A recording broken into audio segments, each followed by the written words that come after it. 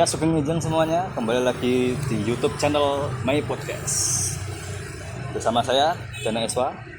Sekarang saya bersama dengan seseorang owner, pemilik dari Orismi Juwana, Kak Septi. Ya, Kak Septi ya. Iya. Gimana Pak kabarnya Kak? Baik, terima kasih sudah mau mampir ke Orismi hari ini. Untuk kesibukannya apa Kak? Kesibukannya? Kalau kesibukan sehari-hari karena masih WFH dan pandemi, mungkin masih fokus nih di Oris sementara ini. Oh, Orismi, bisa jelasin nggak? Orismi ini apa Kak? Orismi itu Sekalian promosi sedikit. Oke.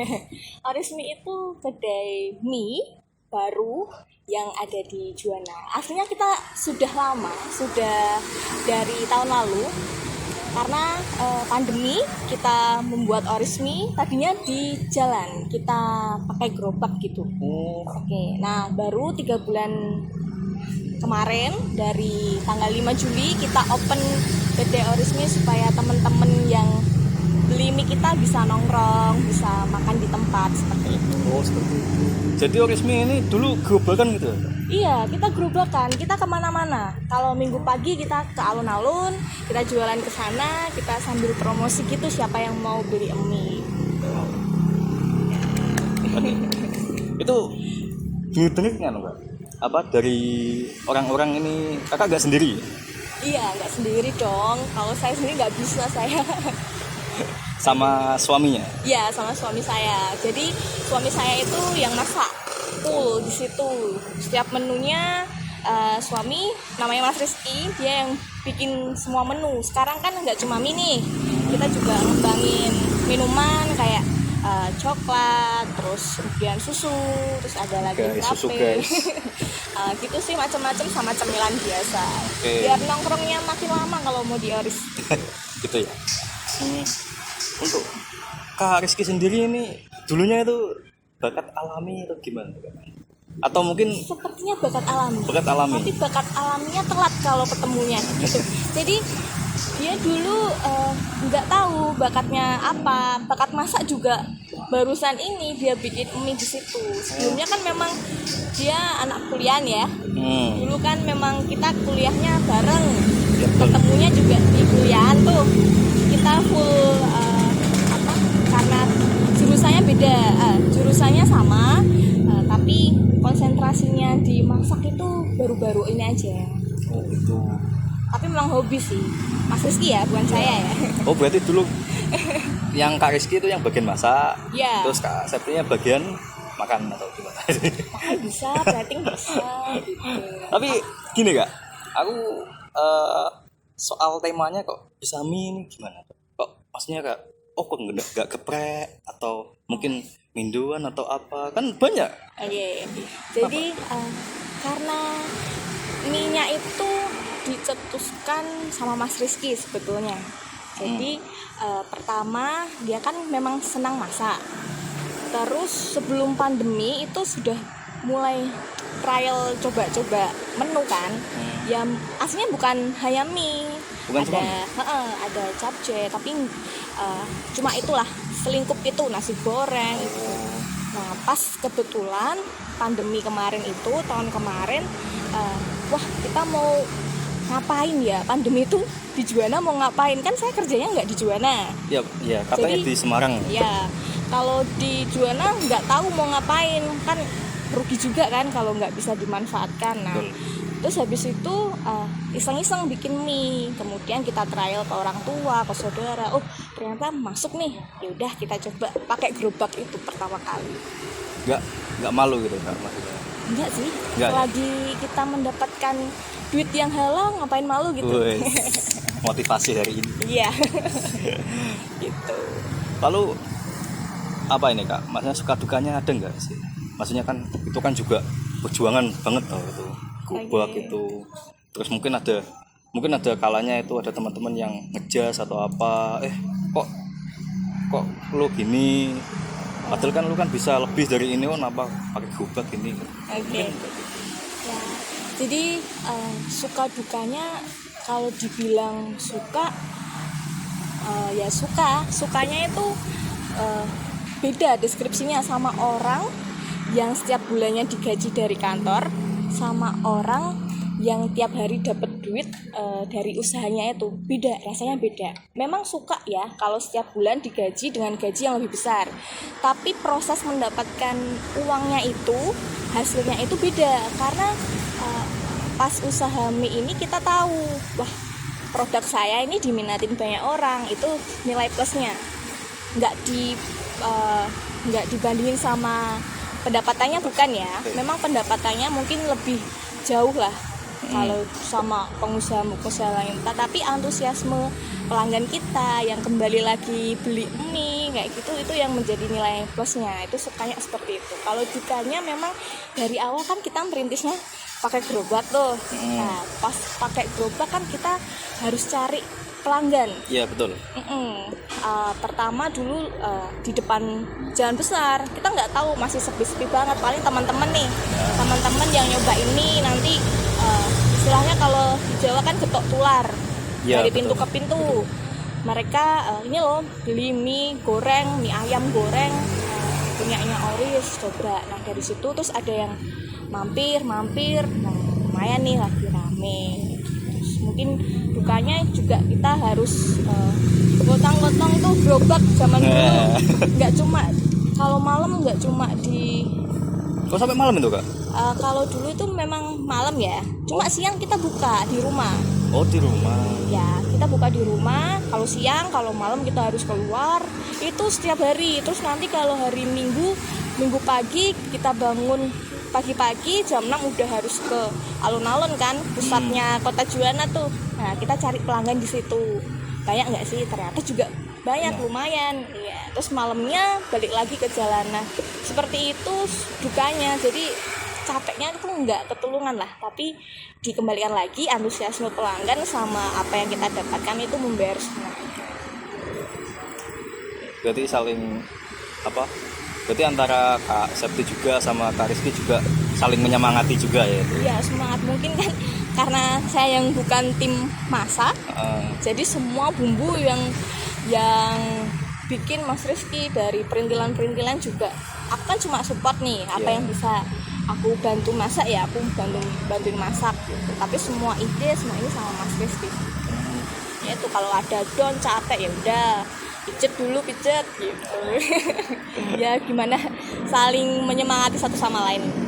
Pernah nggak sih Kak suatu titik itu pas perjalanan Orismi ini itu udah mentok lah, ini udah mentok, ini nggak bisa dilanjutin, pernah nggak sih kayak gitu? Pernah. Ada maksudnya kayak pas waktu itu nyerah atau gimana gitu loh, pengen menyerah. Mungkin pernah posisi kita masih di jalan, di pakai gerobak itu ya, melihat karena memang di sini kebanyakan kalau orang di pinggir jalan, jualan di pinggir jalan, pasti orang-orang mungkin yang nggak pernah jajan di jalan itu langsung lewat gitu. Gimana kalau kita mencari sesuatu yang baru supaya orang-orang ini tertarik gitu sama ini. Kebetulan kan ini tanahnya keluarga, dari orang tua pun juga setuju. Terus kita mulai sedikit-sedikit bangun gede seperti itu. Jadi nganu ya apa? Kayak ini juga tempat apa? Nenek bener nenek. Iya, nenek. ini rumah nenek nih. Rumah nenek. Rumah nenek. Zaman dulu. Oh zaman dulu. Jadi emang dari apa? Dari suami juga asli sini. Suami enggak. Suami aslinya Banjarnegara. Wah, Jauh. jauh banget. Ya. Jauh. Ketemunya di Semarang. Oh ya gak usah dibahas kalau. Nah. Oke ya. Lisan berikutnya aja. Nah, Oke. terus yang Kak Septinya asli sini. Asli Juwana. Terus muncul ide kayak namanya Orismi aja. Atau itu singkatan sih sebenarnya Orismi itu. Itu singkatan, tapi kita secret, nggak boleh di Oh gitu. umbar Oke. katanya. Oke, Cuma tapi memang kata kita kan ngambilnya namanya Oris ya, nggak Yeah. pakai mie ya, karena Oris itu brandnya nggak cuma mie. Dulu pas kuliah itu sudah sempet kita planning. punya usaha, Oh, punya sudah usaha. punya usaha. tapi usaha susu. Di Semarang kita punya usaha susu, jadi susunya varian rasa, ada coklat, macam-macam lah varian rasanya. Terus dari situ saya kerja, jadi nggak fokus lagi kan, tutup tuh Oris di situ. Berarti itu kerja di kantor atau gimana kak? Saya kerja di kantor. Di kantor. Iya. Berarti bagi ini ya? Kan kalau bagi waktu pun susah, kalau di sana nggak ada yang bantuin kan. Jadi kalau di sini kan masih ada orang tua, saudara, teman-teman. Berarti emang real ini dari berdua ini merintis dari bawah ya? Bawah, kalau dibilang bawah dulu nggak cuma Oris aja, kita macam-macam di Semarang tuh jualannya macam-macam, ada warung kopi, ada jualan ikan bakar di sana, ikan goreng dari Juwana saya bawa ke Semarang, macam-macam. Tapi memang tenaganya nggak ada, jadi kita close semua, terus fokus kerjain. Berarti dulu emang ngano ya, apa basicnya emang pengen usaha dan ngembangin, maksudnya usaha ini apa sih yang laris lah intinya gitu. Yang orang-orang suka itu apa sih? Terus jawabannya tapi ini. Memang kuliner. Oh, kuliner. Berarti suka kuliner itu ya? Iya, karena mungkin dari saya kan suka jajan ya, jadi saya mencoba jajanan mana-mana gitulah. Gitu. Sama Mas kan juga suka masak. Berarti emang otodidak gitu ya? Otodidak ya. Berarti taruhan lah, kalau itu taruhan gitu. Kita coba-coba lah, ternyata bersyukur ada yang minat dan lumayan banyak. Tapi kan bisnis kayak gini kan juga ada kayak komplainnya juga tau kan? Komplain, mungkin komplain lah, lebih ke komplainnya lah gitu. Tahu nggak sih kayak contohnya aja itu masak nih, terus nggak enak, gimana sih yang masak itu? Tahu lah. Kalau komplain kasar seperti itu belum ya.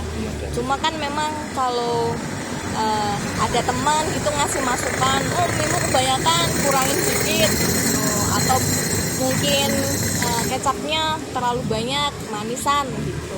Mungkin ada beberapa seperti itu. Kalau aku sih malah, minyak diketon banyakin.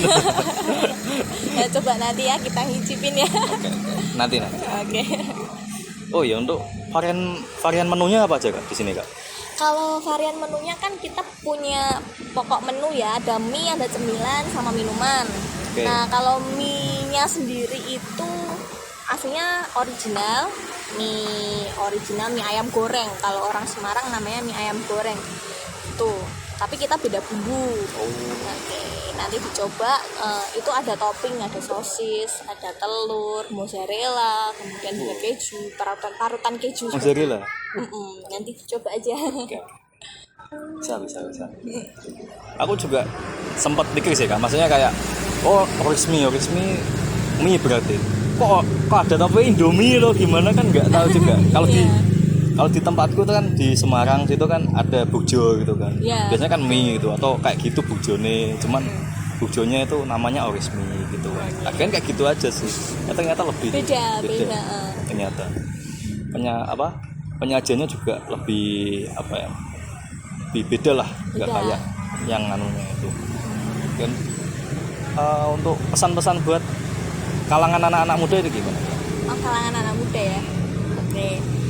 Jadi tentang usaha tentang apa nih? Mungkin motivasi sih, lebih ke motivasi supaya biar lebih bisa ngembangin diri, bisa seperti kakak-kakak ini kayak gitulah. Oke. Mungkin kalau pesannya buat anak-anak muda, karena teman-teman di Oris sendiri yang bantuin Oris itu juga anak muda semua. Jadi apalagi di masa pandemi ini mereka harus survive nih. Aku ke depan mau gimana? Nah, paling enggak kalian yang masih muda bisa berusaha dulu. Mau usaha apa? Online boleh, atau mungkin punya hobi lukis, atau mungkin hobi nyanyi. Manfaatkan itu, semua sumber digital, media digital pun ada gitu kan, mulai dari internet juga memadai. Mungkin bisa latihan di situ buat berusaha. Mungkin atensi dari penglihat, penikmat dikit, tapi nggak apa-apa sih, terus aja. Nanti suatu saat pasti akan ada hasilnya. Oke.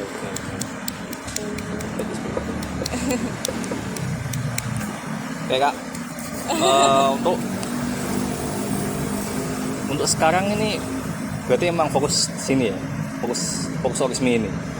Iya, kalau saya kan memang masih bekerja, jadi kalau pagi mungkin masih ngurusin kantor ya. Kalau Mas Rizky full di Oris, yang prepare semuanya, dan aku cuma bantu. Oh, cuma bantu support sebagai seorang istri juga ya.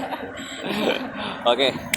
Ya teman-teman, sekian dari kita kali ini. Mungkin nanti ada komen-komen atau apa bisa ditulis ya. Makasih Kak Septi untuk waktunya. Sama-sama, sukses Mungkin juga buat make podcast. Oke, amin. Doain aja. Oke.